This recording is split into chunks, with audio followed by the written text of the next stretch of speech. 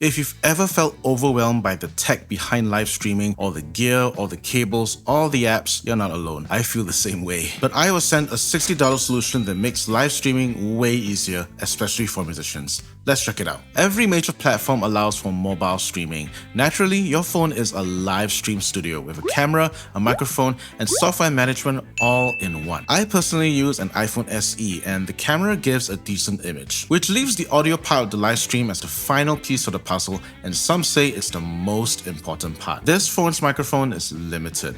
If I was just talking, it's fine, but I wanted a way of sending clean audio for my guitar rig in stereo in addition to my voice, which is where the Synido Live Dock A20 comes in. Thank you to Synido for sponsoring this video, who have kindly sent this highly portable audio interface built for live streaming. Look at that, it's barely the size of my hand. I get to keep the unit, but Synido has not had a say in making this video. All thoughts and opinions are my own. Today, I'll show you how to set it up, how it works, and explain why this might be the best $60 you can spend to dip your toes into live streaming. The A20 plugs straight into your phone via its integrated USB-C cable. There's a provided USB-C to Lightning adapter for Apple users like me. According to the manual, the setup diagram specifies a power bank connected to the A20 to pass on power to your phone to charge it while in use, which is an added benefit to address battery anxiety. You could operate the A20 just on device power, but trust me, it will eat your battery. From here, you plug in an instrument into the high impedance instrument input, which can be mono or stereo, selectable with a switch. A microphone plugs into the mic input, but it's an 1/8 inch connection, so you might need to use a lavalier mic, a wireless system like the Rode Wireless, or have a mic preamp with a 1/4 inch line out and use a stereo adapter. Fair warning, the quality of the microphone plays a big role in the resulting sound, so a small lavalier mic is not going to sound as good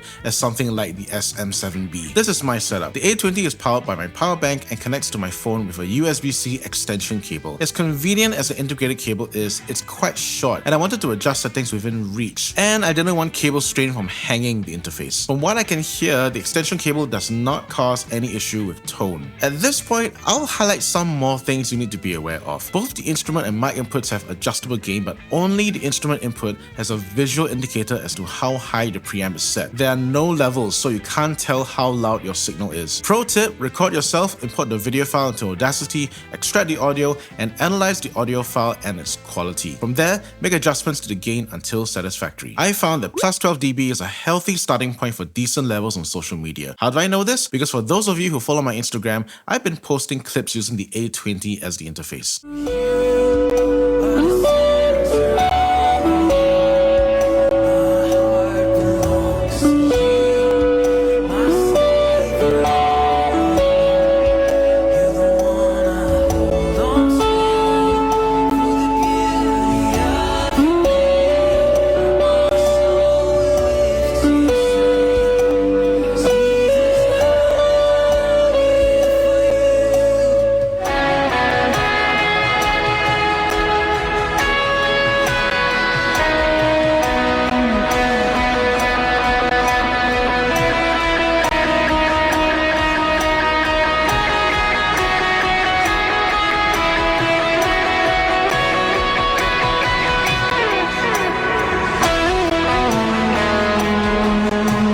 To show you how this came together, here's a clip from my first ever live stream. Hey, hi Gideon.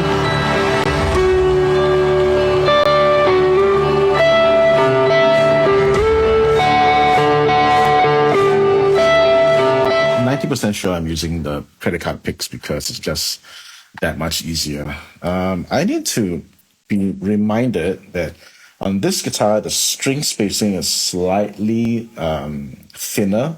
And it's not like thin like a Rickenbacker, but you know, if you ever play rigs are skinny, sticks, the broomsticks.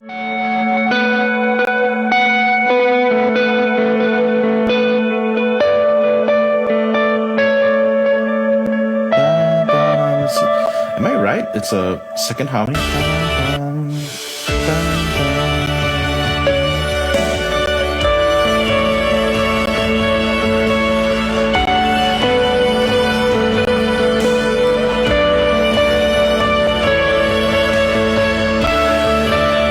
I did it.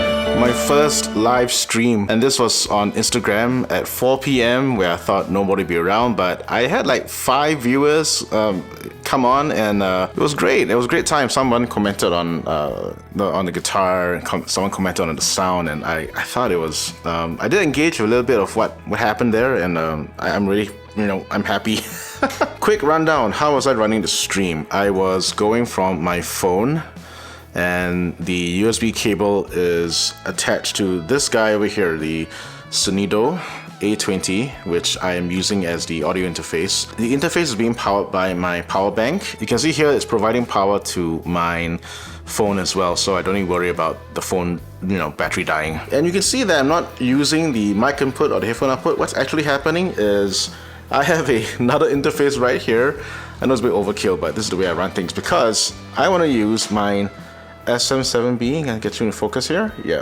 This is powering my SM7B. What's happening is I'm sending a headphone output, a mix from my interface, follow the orange cable, and that's going into the A20. And how I'm processing my audio is I've got quite a bunch of plugins that I'm using to help me out with the sound. I've got this to clean up ambient noise. I've got this to help me out with treating my voice, EQing, compressing it. Then I have this helps me with the sibilance, and I've got this guy, mine. Good old faithful parallel processor.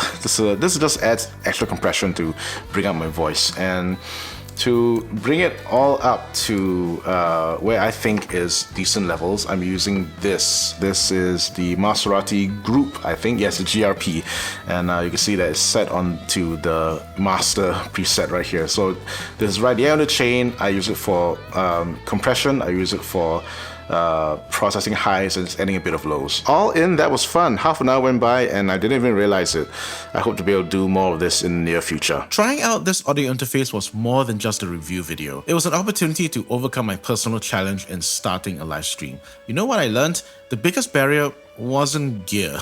It wasn't lighting or camera angles or whether I looked cool enough to be on screen. It was me. My own voice saying, "You're not ready. You're not interesting enough. You need better stuff before you go live." But here's the truth I need to tell myself. I don't need perfect gear to be a blessing. I don't need the stage presence of a rock star to connect with people. I want to believe that people aren't going to tune in for polish.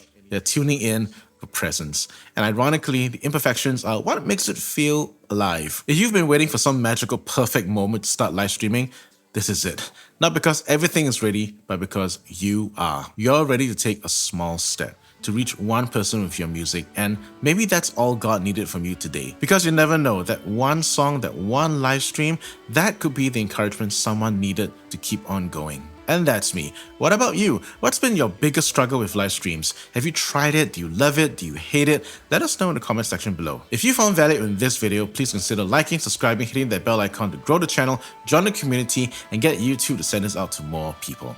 Thank you, and I'll see you in this next video coming up.